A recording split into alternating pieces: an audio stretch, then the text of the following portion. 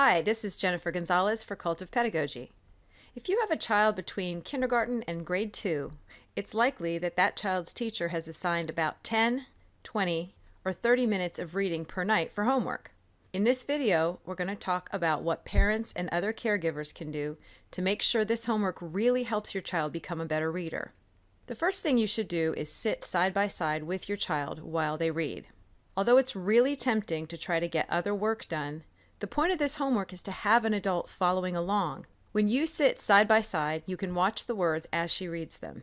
This allows you to give her immediate feedback when she needs it. Number 2 is don't tell the words. To learn how to decode words on her own, a child needs lots of time to wrestle with them. If you jump in to tell her what the words are, she'll miss the learning that comes from that struggle. Sometimes all you have to do is wait quietly, giving her time to figure a word out. The snake charmer. Good, yeah. Sits in the front of a basket and begins to play a flute. Number 3, move beyond sound it out. Just trying to sound out a word letter by letter is not the most effective way to figure out what the word is. There are tons of strategies for decoding a word. One way is to think about similar words. If she's trying to read the word rake, point out that it has a lot of the same letters as the word cake, a word she already knows. That can help her guess the right pronunciation for rake. Chunking is another strategy, breaking the word into bigger chunks rather than trying to sound out each individual letter. Finally, allow your child to use the pictures in the book to make a guess. Never cover up the pictures when your child is reading. They're important tools to help her figure out words independently. You can also try covering up part of a word to see if your child can read the other part first. Is the cobra really dancing to the music? No, it can't even hear it. Snakes have no... Oh, I didn't know that. You stuck on that word? If we take off the end of it, what's that?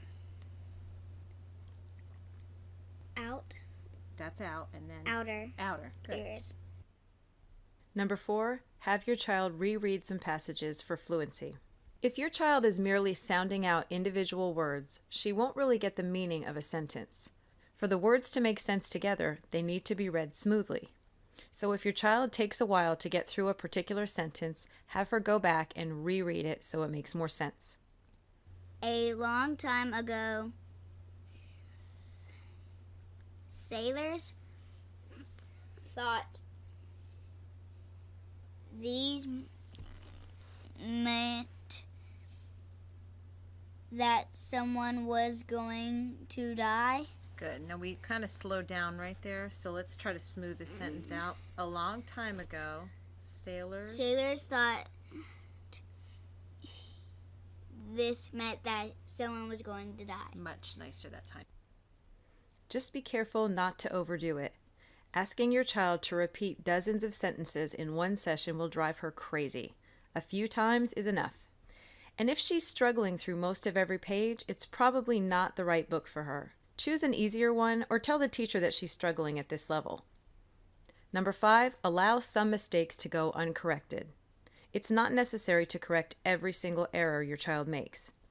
His That's actually 2 words pushed together. Headdress. Yeah. Had the golden cobra on it.